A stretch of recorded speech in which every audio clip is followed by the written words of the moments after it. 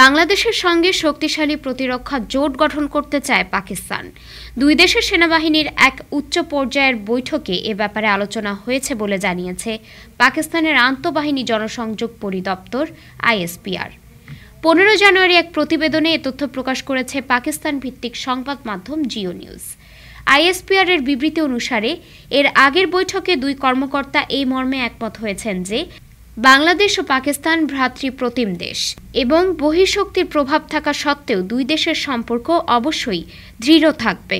এছাড়াও প্রতিরক্ষা সংক্রান্ত বিভিন্ন ইস্যুতে দুই দেশের সেনাবাহিনীর পারস্পরিক আদান-প্রদান, সহযোগিতা ও অংশীদারত্বের মাত্রা বাড়ানোর ব্যাপারেও পাকিস্তানের সেনাপ্রধান ও বাংলাদেশের পিএসওর মধ্যে আলোচনা হয়েছে বলে জানানো হয়েছে বিবৃতিতে।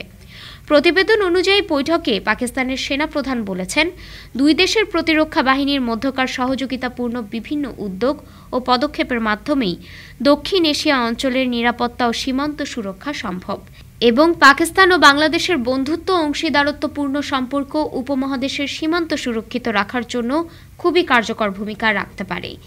এ সময় বাংলাদেশের PSO lieutenant general Kamrul Hasan পাকিস্তানের সেনাবাহিনীর পেশাদারিত্বের ভূয়সী প্রশংসা করে বলেন, সন্ত্রাসবাদ দমনের লড়াইয়ে ব্যাপক আত্মদানের মাধ্যমে পাকিস্তানের সেনাবাহিনী নিজেকে সাহস এবং দৃঢ় সংকল্পের বাতিঘরে পরিণত করেছে।